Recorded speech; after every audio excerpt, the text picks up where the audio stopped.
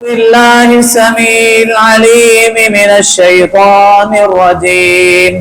بسم الله الرحمن الرحيم. فمن زحزح عن النار وأدخل الجنة فقد فاز وما الحياة الدنيا إلا متاع الغرور. وقال الله عز وجل في مقام آخر: لا يستوي أصحاب النار وأصحاب الجنة أصحاب الجنة هم الفائزون.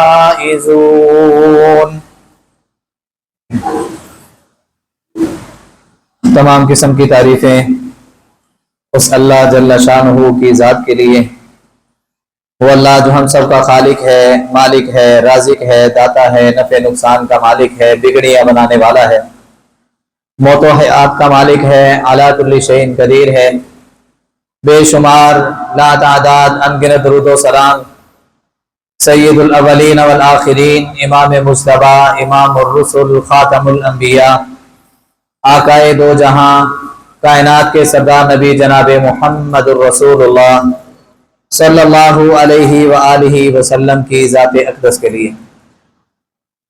حضرات و سامعین، اللہ مالک العلام کا بے حد احسان ہے کہ اس مالک کے فضل و کرم سے ہم جمعے کا حق ادا کرنے والے لوگوں میں اللہ اپنے فضل سے ہمیں شامل فرمائے. جمعے کا حق ادا کرنے کے لیے ہم مسجد میں تشریف لائے ہیں. دعا ہے رب العزت سے کہ اللہ ہم سب کا آنا، مل کر کے بیٹھنا، اللہ اور اس کے رسول کی باتوں کا سننا اور سنانا اپنی بارگاہ میں قبول و منظور فرما کے ہم سب کے لیے دنیا آخرت میں کامیابی کا ذریعہ بنائے. حضرات و سامعین، دو طرح کے انسان ہیں، یا تو اچھا انسان ہے یا برا انسان ہے. اچھائی کا بدلہ اچھائی ہے اور برائی کا بدلہ برائی ہے. نیکی کا بدلہ احسان ہے اور برائی کا بدلہ عذاب ہے. بھلائی کے بدلے رب کی رضامندی ہے اور برائی کے بدلے رب کے غضب کا شکار ہے.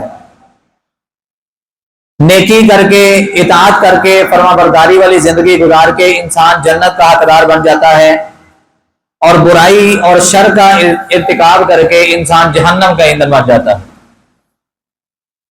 رب العالمین نے اعلان کیا فمن زحزح عن النار، کہ جو کوئی آگ سے بچا لیا گیا، کامیاب ہے وہ انسان کہ کل قیامت والے دن جس کو جہنم کی آگ سے بچا لیا گیا وہ کامیاب ہو گیا، وہ کامران ہو گیا. رب العالمین کے اس فرمان کو سمجھنے کے لیے ہم اپنے زندگی کے معاملات پر ذرا نظر دوڑائیں کہ کامیاب ہونے کے لیے ہم کیا کچھ کرتے ہیں. اپنی اولاد کی خوشی کے لیے، اپنے بیوی بچوں کی خوشی کے لیے، اپنے ماں باپ کی دیکھ بھال کے لیے، اپنے بہن بھائیوں کی دیکھ بھال کے لیے، اور خود کی زندگی سکون والی بنانے کے لیے ہم کیا کچھ نہیں کرتے کہ کامیاب ہو جائیں. لاکھ کمانے والا اس کی کوشش ہے 1.5 لاکھ 2 لاکھ کیسے کماؤں. 1000 کمانے والا ڈیلی کا اس کی کوشش ہے 2000 3000 سے 5000 10,000 تک کیسے کماؤں. انسان ہمیشہ سکون پانے کے لیے، کامیاب ہونے کے لیے بہتر سے بہتر کی کوشش کرتا ہے. انسان کے پاس ایک بنگلہ ہے تو لالچ پیدا ہو گئی، طمع پیدا ہو گئی، سوچ پیدا ہو گئی کہ یار کیوں نہ ہو اس کے ساتھ ایک بنگلہ اور ہو، ایک بنگلے میں خود رہائش پذیر ہو جاؤں گا، دوسرا رینٹ پہ دے دوں گا. ایک فیکٹری ہے تو دوسری کی سوچ، ایک گاڑی ہے تو دوسری کی سوچ. انسان بہتر سے بہتر کی سوچ رکھتا ہے کہ میں کامیاب کیسے بن جاؤں، فلاح کیسے پا جاؤں، میری زندگی سکون والی کیسے بن جائے. حضرات، جس طرح دنیا کی زندگی کے سکون کو حاصل کرنے کے لیے یہ ساری کی ساری تدبیریں، یہ پلاننگز، یہ سارا کچھ اگر کرتے ہیں حضرات، ایک وہ زندگی بھی ہے جو ہمیشگی والی زندگی ہے، جہاں پہ انسان یا تو ہمیشہ کے لیے جہنم میں، استغفر اللہ، یا ہمیشہ کے لیے جنت میں. نبی صلی اللہ علیہ وآلہ وسلم کی حدیث سماعت فرمایا، آقا علیہ السلام نے فرمایا تھا قبر 2 گڑھوں میں سے ایک گڑھا ہے، یا تو وہ جنت کا گڑھا ہے یا وہ جہنم کا گڑھا ہے، دونوں میں سے ایک چیز ہے. تو اس زندگی کے لیے کہ کہ جو ہمیشگی والی زندگی ہے، جس طرح دنیا کی زندگی جو فانی زندگی ہے اس کو کامیاب بنانے کے لیے، اس کو پرسکون بنانے کے لیے ہماری تگ و دو ہوتی ہے، ہماری کوشش ہوتی ہے، ہماری کاوش ہوتی ہے، اسی طرح اپنی اس آخرت والی جو ہمیشگی والی زندگی ہے اس کو سنوارنے کے لیے بھی ہم نے کوشش کرنی اور کامیاب انشاءاللہ ہونا ہے۔ اور فرمایا فمن زحزح عن النار، رب کی نظر میں زیادہ مال رکھنے والا، زیادہ گاڑیاں رکھنے والا، زیادہ بنگلوں کا مالک، زیادہ فیکٹریوں کا مالک، حضرات یہ کامیاب نہیں۔ رب کی نظر میں کامیاب کون ہے؟ فمن زحزح عن النار، جو جہنم کی آگ سے بچا لیا گیا اور کہاں پہ داخل کر دیا گیا؟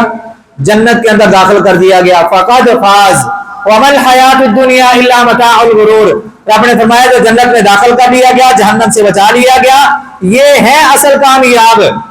اور دنیا کی زندگی تو دھوکے کا سامان ہے، دنیا کی زندگی دھوکا ہے، فریب ہے، اس کے علاوہ اور کچھ نہیں، فنا ہونے والی ہے۔ وہ آخرت والی جو ہمیشگی والی زندگی ہے، اللہ ہمیں اس کے بارے میں فکر مند ہونے کی اور اس کے لیے بھرپور تیاری کرنے کی ہمیں توفیق عطا فرمائے۔ حضرات وہ آخرت کا گھر، آج ہم بات کریں گے انشاءاللہ جنت پہ۔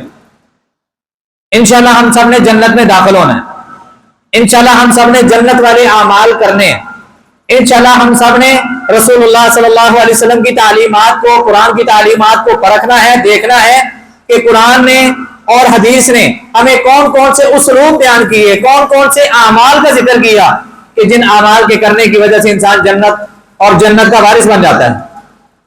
حضرات یہ وہ جنت جس کے متعلق رب العالمین خود کہتے ہیں، قال اللہ عز وجل اعددت لعبادی الصالحین، میں نے یہ جو جنت ہے نا، جنت ایک نعمت ہے۔ آدم علیہ السلام کو جنت ملی تھی، اما جی حوا علیہ السلام بھی جنت میں تھی، تو اللہ نے کیا کہا تھا؟ ولا تقربا هذه الشجرہ، اس درخت کے قریب نہ جانا، لیکن شیطان کے بہکاوے میں آگے چلے گئے تو رب العالمین کیا کہتے ہیں؟ ہم نے ان سے اپنی دی ہوئی نعمت کو چھین لیا۔ جنت کیا ہے؟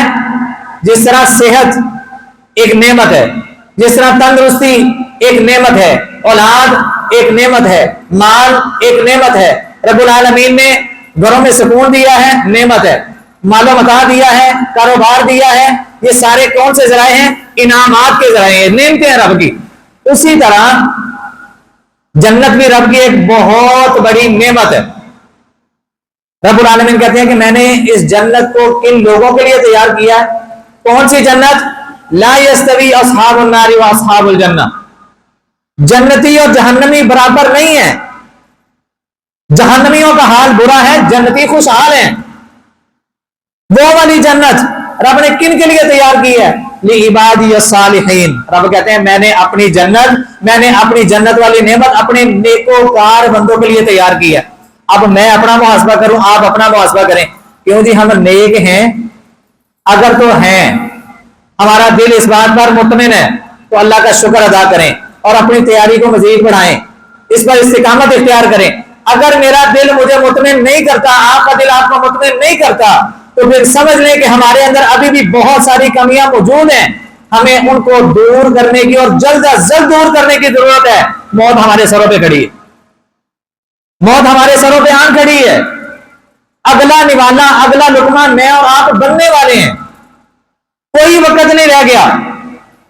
تو ہم نے اس جنت کے لیے اپنے قدموں کو مضبوط کرنا ہے، قدموں کو استقامت کی طرف لے کے جانا ہے، اور اپنے قدموں کو ہم نے اللہ کی رضا، اللہ تعالیٰ کی رحمت اور اس کی جنت والی نعمت کی طرف بڑھانا ہے۔ اور اس کے لیے ہمیں اپنے آپ کو کیا بنانا پڑے گا؟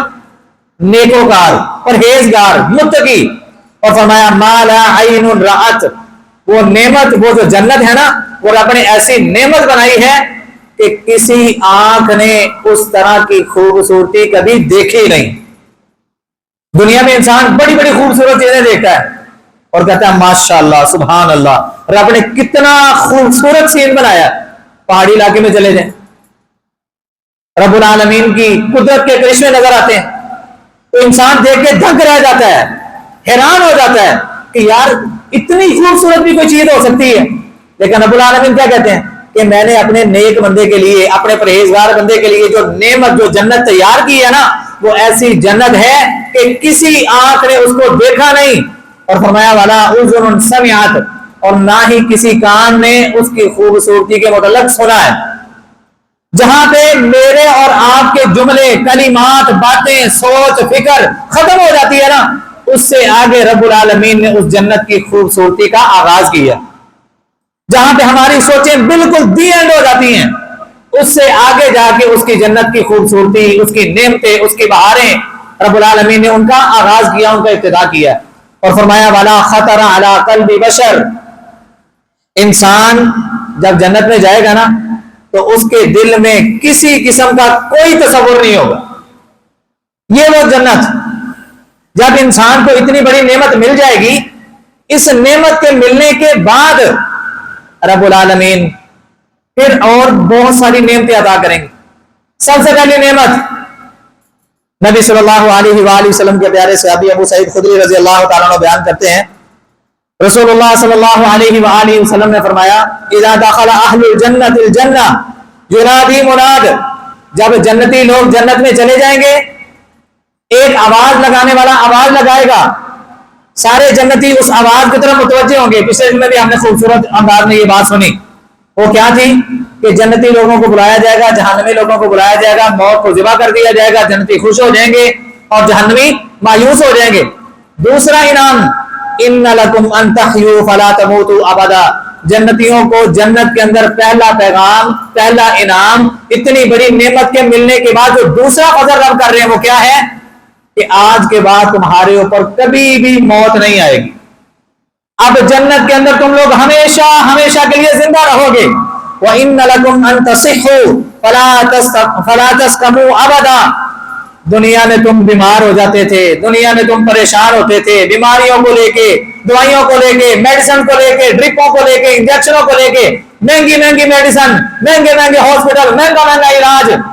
اب رب کا جنتیوں تمہارے ساتھ وعدہ ہے، اس جنت میں نہ تو تمہیں موت آئے گی، دوسرا فضل کیا ہے، اب اس جنت میں ہمیشہ ہمیشہ تم صحت مند، تندرست، توانا رہو گے، کبھی بھی بیمار نہیں ہوگے۔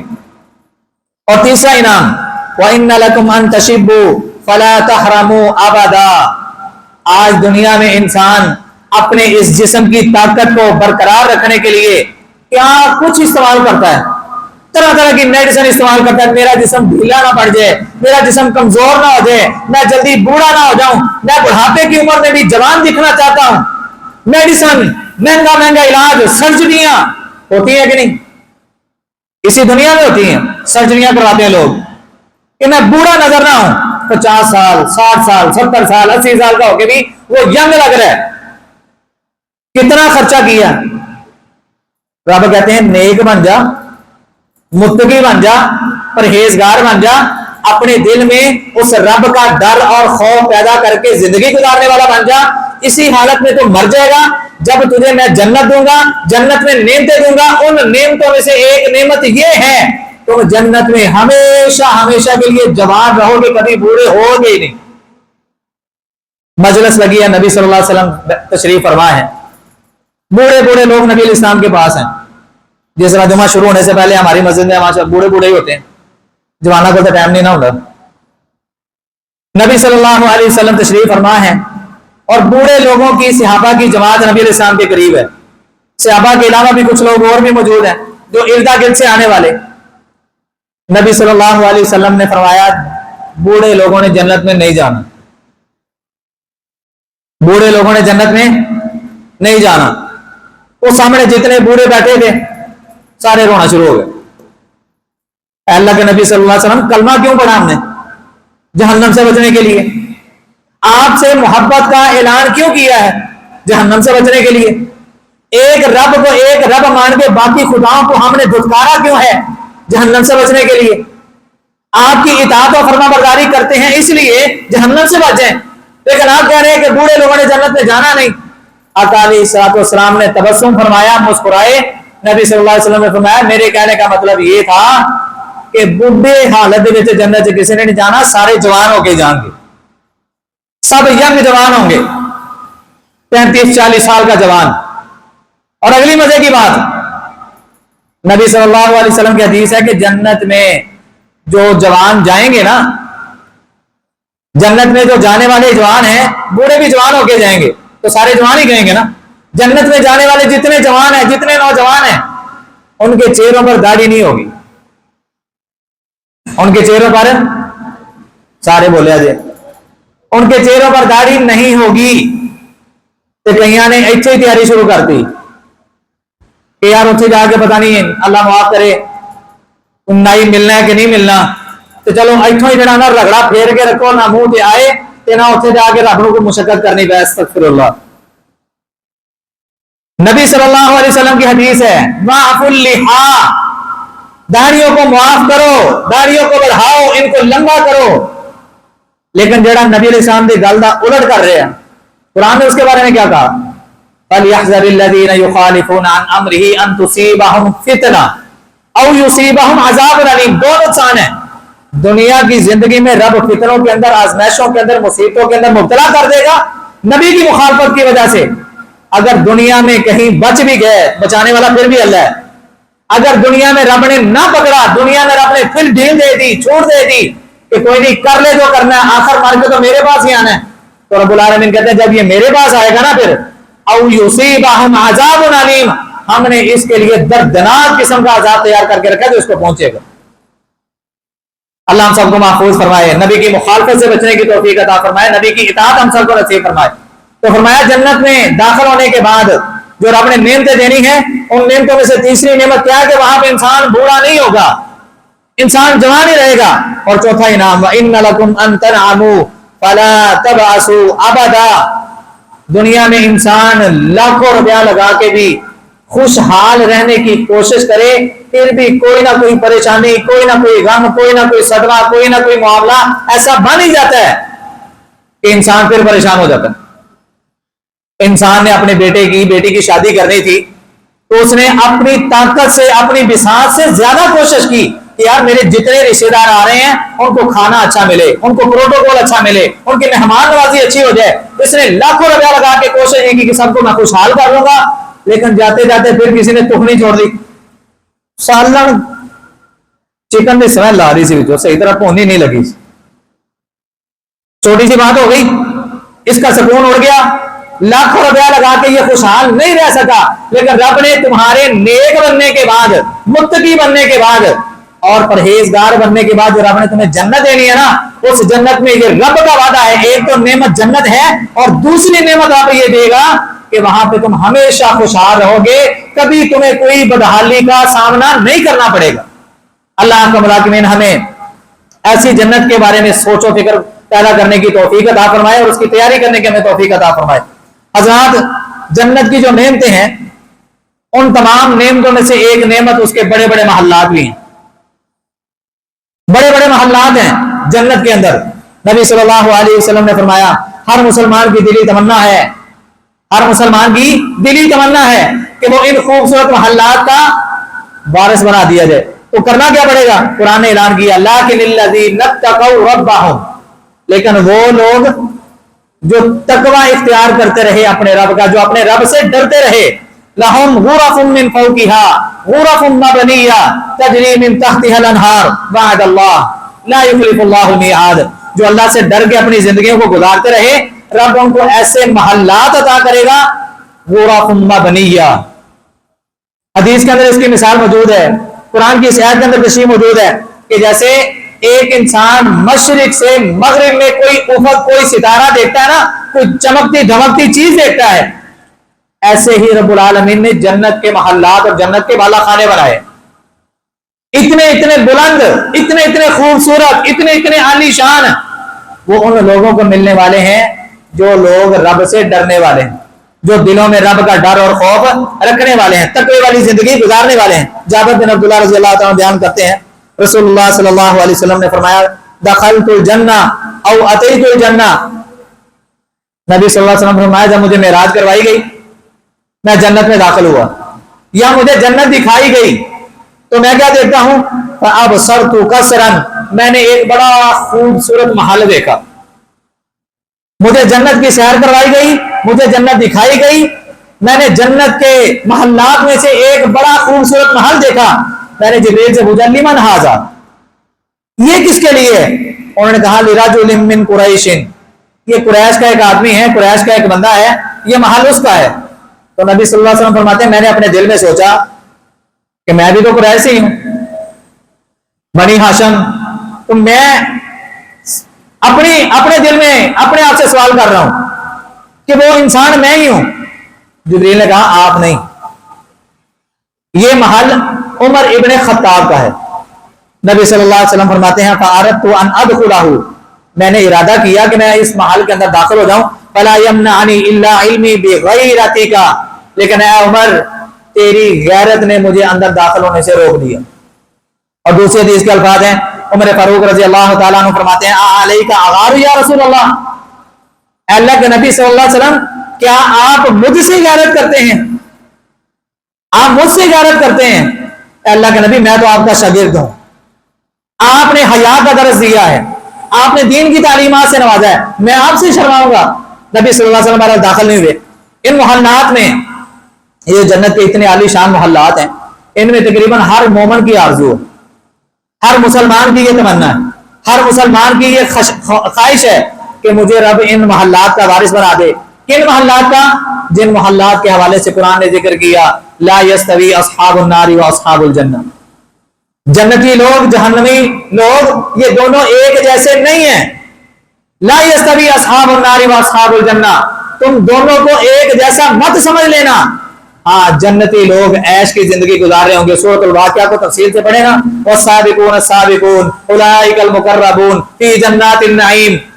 رب العالمین نے کتنے خوبصورت انداز میں سورۃ الواقعہ کے اندر یہ ساری تفصیل ذکر کی۔ جنتی لوگ تکیے لگا کے، تختوں کے اوپر ٹیکے لگا کے خوشحال زندگی گزار رہے ہوں گے، آگے پیچھے چھوٹے چھوٹے غلمان ان کی مہمان نوازی کر رہے ہوں گے، وہ جنت میں جو بھی نعمت طلب کریں گے ابھی خیال پیدا ہوگا رب العالمین کی طرف سے وہ نعمت عطا کر دی جائے گی، پھر اگلے ہی لمحے وہاں پہ اور مزید خوبصورت رب کی نعمت لگ جائے گی۔ نبی سامنے مثال دے کے بات سمجھائی، بندہ جنت میں بیٹھا ہے، اس نے دیکھا انار بڑا خوبصورت لگا لیکن ہے بہت بلند ہے، کیسے اتاروں؟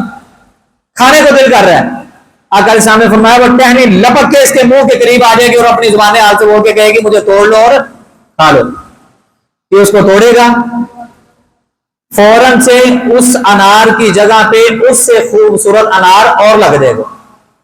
یہ ہے جنت، یہ ہے وہ عظیم جنت جو ان لوگوں کو ملنی ہے جو صالحین ہیں، جو متقین ہیں، جو پرہیزگار ہیں، جو عبادت گزار ہیں، جن کے دلوں میں رب کا ڈر اور خوف اور تقوی اور پرہیزگاری موجود ہے۔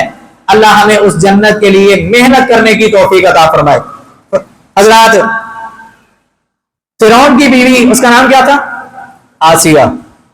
فرعون کی بیوی آسیہ، جب فرعون نے اس کو بہت زیادہ عزیزیں دی نا، بہت زیادہ تکالیف دی، تو اس نے رب سے کیا مانگا تھا؟ اس نے یہ نہیں کہا تھا کہ اللہ میری آنکھوں کے سامنے فرعون کو غرق کر دے، یہ ظالم میرے اوپر جبر کر رہا ہے، میں تیری بندی ہوں، تیرے پر ایمان لے کے آئی ہوں، لہذا اس کو زمین بوس کر دے، اس کا ستیہ ناش کر دے۔ ظلم سے تنگ آ کر اس نے ایک چیز رب سے مانگی تھی، رب ابن لی عندک بیتا فی الجنہ ونجنی من فرعون وعملہ ونجنی من القوم الظالمین۔ اے اللہ یہ جو ظالم میرے اوپر ظلم کر رہا ہے نا، مجھے لگتا ہے کہ یہ ظلم کرتا رہے گا اور میں ظلم سہتی سہتی مر جاؤں گی، لیکن اے اللہ اس ظلم کے بدلے میں تجھ سے کیا چاہتی ہوں؟ تیرے پاس جو جنت ہے نا اس میں ایک خوبصورت محل چاہتی ہوں۔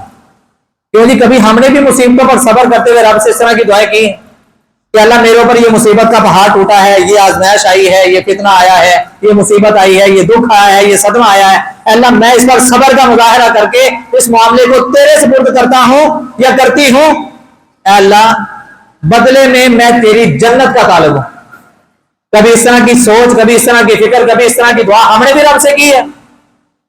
رب ابن لی عندک بیتا فی الجنہ، اللہ اپنی جنت میں میرے لیے ایک محل تیار کر دے۔ اور بی بی آسیہ کو فوت ہونے سے پہلے ان کا محل دکھایا بھی گیا۔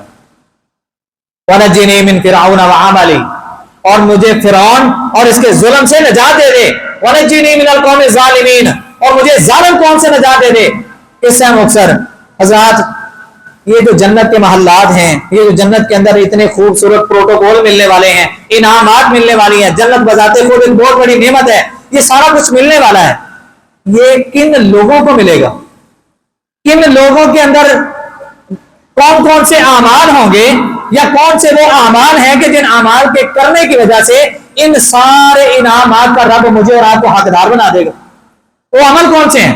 तो आइए जरा उन अमलों की तरफ चलते हैं, कुरान को देखते हैं, हदीस को देखते हैं कि कुरान ने हमें क्या बताया, हदीस ने हमें क्या बताया कि वो कौन कौन से अमल मैं और आप अगर कर लें तो अल्लाह अहकमुल हाकिमीन हमें जन्नत भी अता कर दे, जन्नत में हमेशगी वाली जवानी भी अता कर दे, जन्नत में सेहत वाली जिंदगी भी अता कर दे, जन्नत में परेशानियों से बचने वाली जिंदगी भी अता कर दे, जन्नत में हमेशा वाली जो नेमतें हैं उनका हकदार और वारिस भी बना दे, और इतने खूबसूरत जो महल्लात हैं रब उनका भी वारिस बना दे।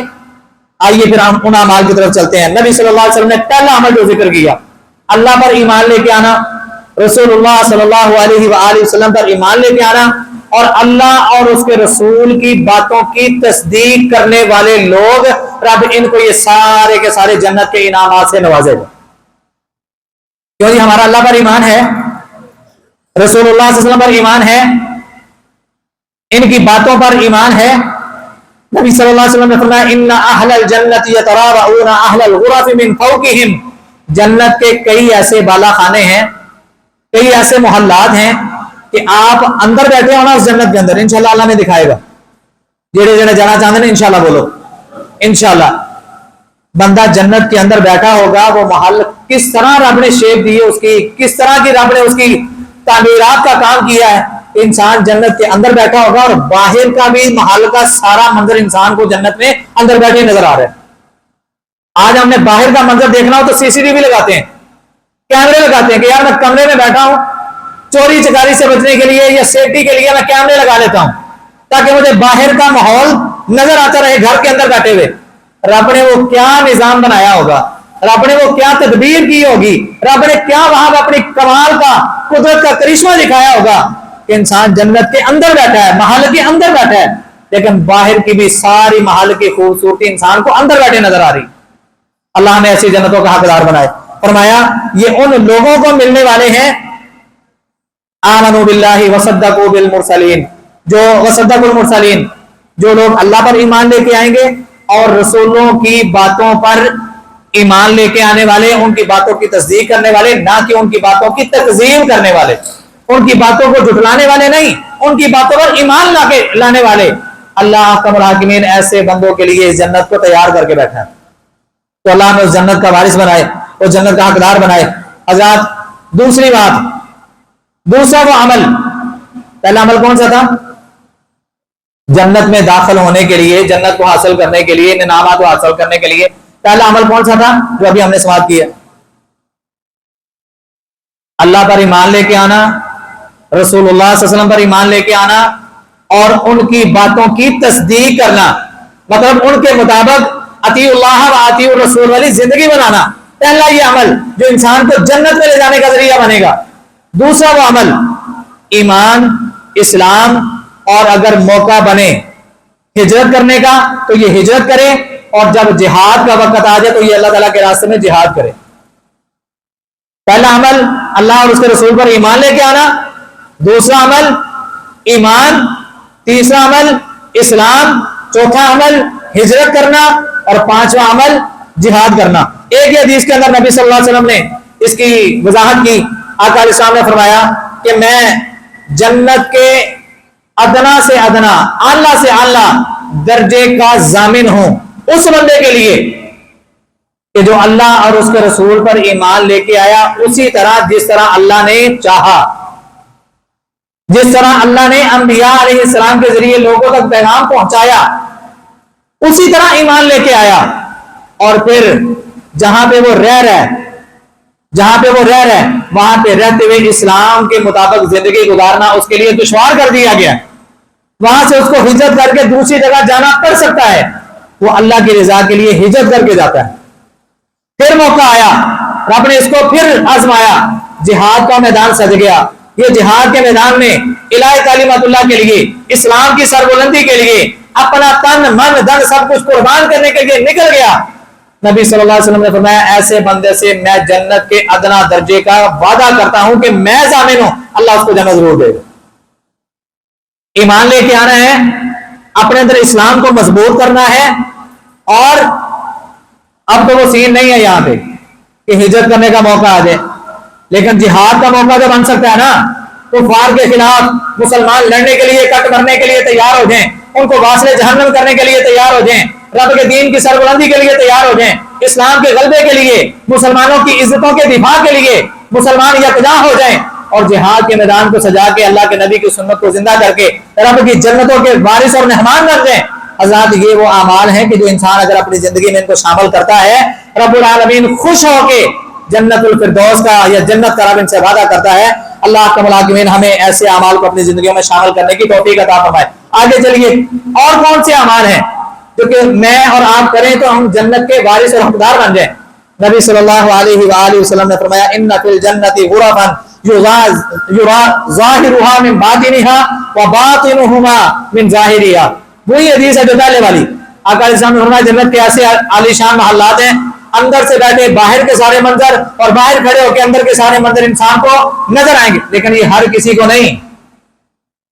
اس لیول تک پہنچنے کے لیے بھی انسان کا ایک لیول ہونا چاہیے، اس کی نیکیوں کا ایک لیول ہونا چاہیے، تب جا کے یہ اتنے بڑے عالی شان محلات کا یہ وارث بنے گا۔ ہاں، یہ ملیں گے کس کو؟ نبی صلی اللہ علیہ وآلہ وسلم نے فرمایا اعد اللہ تعالی لمن اطعم الطعام۔ جنت میں جانا چاہتے ہو؟ عظیم بالا خانوں کے وارث اور مالک بننا چاہتے ہو؟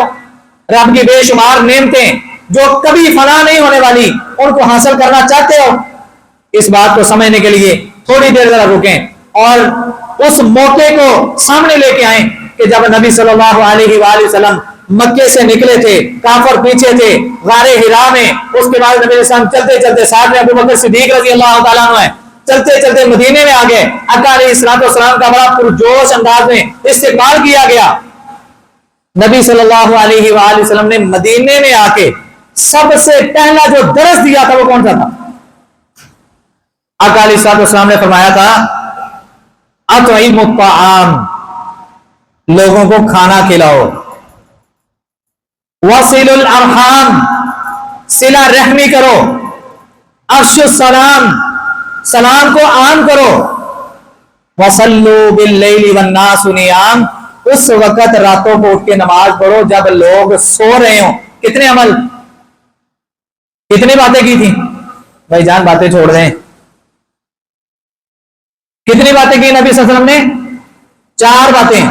سلام کو عام کر لو، بھوکوں کو کھانا کھلاؤ، صلہ رحمی کرو، اس وقت نماز ادا کرو جب لوگ سو رہے ہوں۔ یہ 4 کام کرنے کا فائدہ کیا ہوگا؟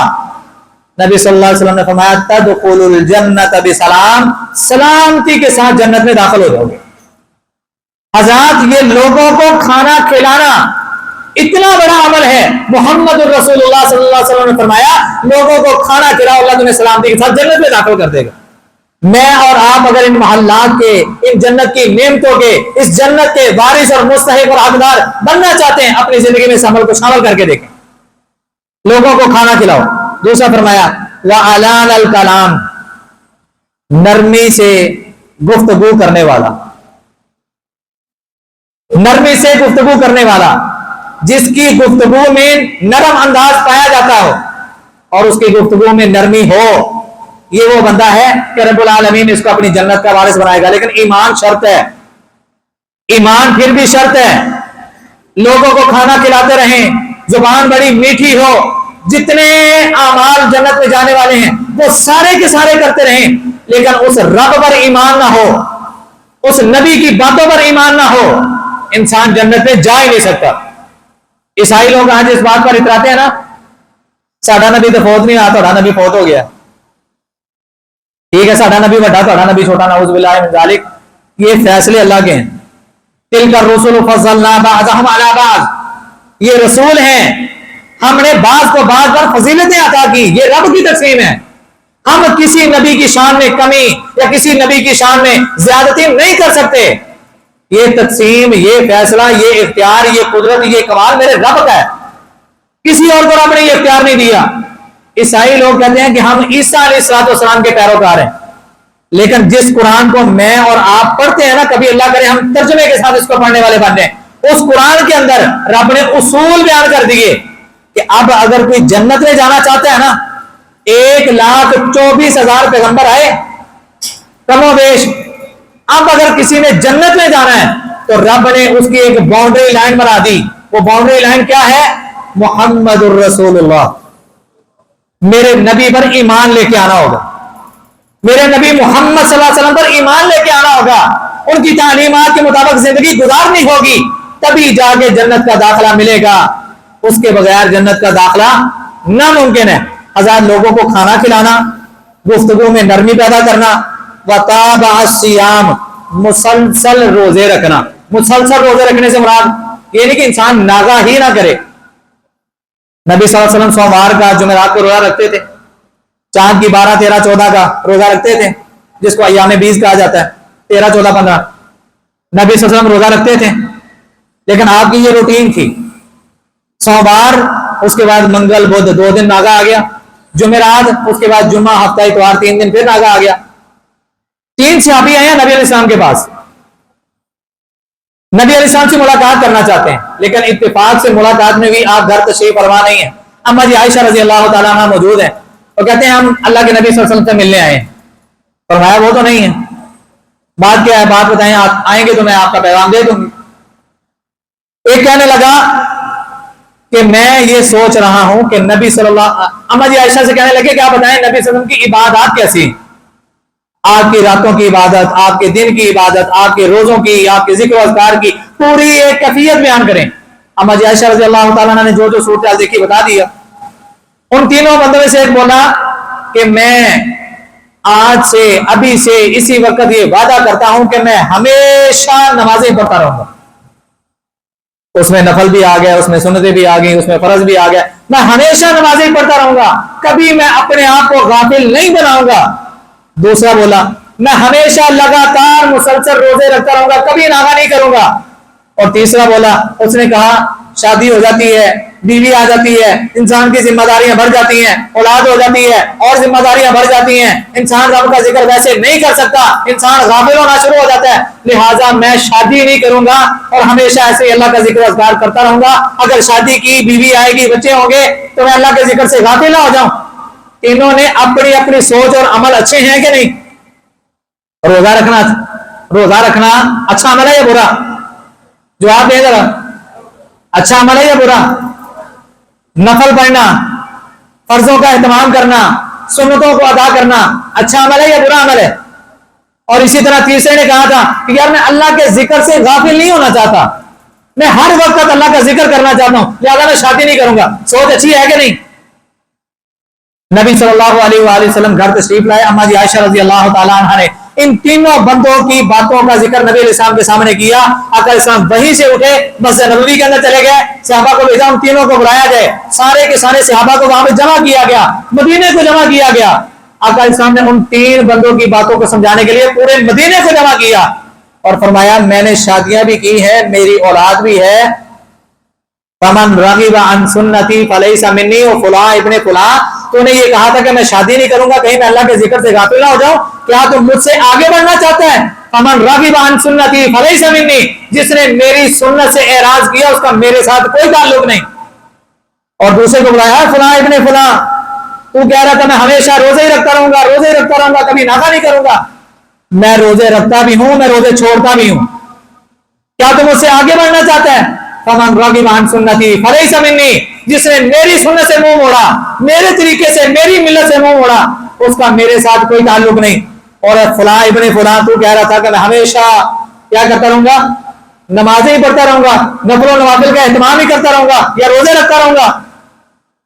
میں راتوں کو سوتا بھی ہوں, میں راتوں کو شب بیداری بھی کرتا ہوں, میں رات کو قیام بھی کرتا ہوں, میں رات کو آرام بھی کرتا ہوں, میں اپنی بیویوں کو بھی ٹائم دیتا ہوں, میں رب کے حقوق بھی ادا کرتا ہوں. تم مجھ سے آگے بڑھنا چاہتے ہو؟ فمن راغب عن سنتی فلیس منی. حضرات یہ تینوں بندوں کا مسئلہ سامنے رکھنے کا مقصد یہ ہے کہ اگر میں یہ کہہ رہا ہوں کہ یار مجھے اللہ کے نبی سے بڑی محبت ہے, بڑا پیار ہے, میں آقا علیہ السلام کی بات کو ماننے کے لیے تیار ہوں, لیکن کہیں پہ جا کے میں اللہ کے نبی کی باتوں یا اللہ کے نبی کے طریقوں کا الٹ کر رہا ہوں, تو نبی علیہ السلام کیا فرما رہے ہیں؟ جس نے میرے طریقے سے منہ موڑا, جس نے میری ملت کیا ہے؟ دین, سنت, آقا علیہ السلام کا قول, فعل, عمل, یہ دین ہے. جس نے ان چیزوں سے منہ موڑا اس کا نبی صلی اللہ علیہ وآلہ وسلم کے ساتھ کوئی تعلق نہیں ہے. اور یاد رکھیں جس کا اللہ کے نبی کے ساتھ کوئی تعلق نہیں وہ اتنے عظیم و شان محلات کا وارث بن ہی نہیں سکتا, وہ جنتوں کا وارث بن ہی نہیں سکتا. نعوذ باللہ, پھر اس کا ٹھکانہ جہنم ہوگا. اللہ کا الحاکمین ہم سب کو محفوظ فرمائے. اے اللہ ہم نے جنت کے حوالے سے, جنت میں داخلے کے حوالے سے جو اعمال سماعت کیے ہیں, کون کون سے اعمال جو انسان کو جنت میں لے کے جاتے ہیں ذرا ریپیٹ کر لیں. لوگوں کو کھانا کھلانا, سب سے پہلے اللہ پر ایمان لے کے آنا, نبی صلی اللہ علیہ وسلم پر ایمان لے کے آنا اور ان کی باتوں کی تصدیق کرنا, مطلب ان کے مطابق اپنی زندگیوں کو گزارنا, ایمان اور اسلام کی مضبوطی کے ساتھ اپنی زندگی گزارنا, مطلب ان کی تعلیمات پر اپنی زندگی گزارنا. اگر کہیں انسان ایسی جگہ پہ رہائش پذیر ہے کہ جہاں پہ اس کو اسلام کے مطابق زندگی گزارنے میں دشواری ہے, اس کو اللہ کی رضا کے لیے وہاں سے کوچ کر جانا چاہیے. جس طرح نبی علیہ السلام مکے سے ہجرت کر کے کہاں گئے, مدینے میں. ہجرت کر کے جانا یہ وہ عمل انسان کو جنت میں لے کے جانا. جہاد فی سبیل اللہ, اللہ کے راستے میں جہاد کرنا, لوگوں کو کھانا کھلانا, اپنی گفتگو میں نرمی پیدا کرنا اور اس کے ساتھ ساتھ مسلسل روزے رکھنا. بات کو ختم کرتا ہوں. وصلی باللیل والناس نیام, آخری بات, اس وقت نماز ادا کرنا جب لوگ سو رہے ہوں. یہ وہ اعمال ہیں کہ انسان میں یا آپ کریں تو انشاءاللہ رب العالمین اپنے اس عظیم و شان محلات کا جو جنت کے اندر ہیں, جو رب نے نعمتوں کے طور پہ ہمیں عطا کرنے ہیں, ان کا ہمیں رب وارث بنا دے گا. اللہ کا الحاکمین ہمیں ان اعمال کو اپنی زندگیوں میں شامل کرنے کی توفیق عطا فرمائے اور ان اعمال کو کرتے کرتے اللہ ہمیں موت نصیب فرمائے اور موت بھی اچھی حالت میں ایمان اور توحید کی حالت میں آئے. ہمارا خاتمہ بالایمان فرمائے. قبر کی زندگی, حشر کی زندگی ہم سب کے لیے رب العالمین اپنے رحمت سے آسان بنائے اور اس کے بعد نبی علیہ السلام کی رفاقت میں ہم سب کو جنت الفردوس کا وارث بنائے. آخر دعوانا الحمدللہ رب العالمین.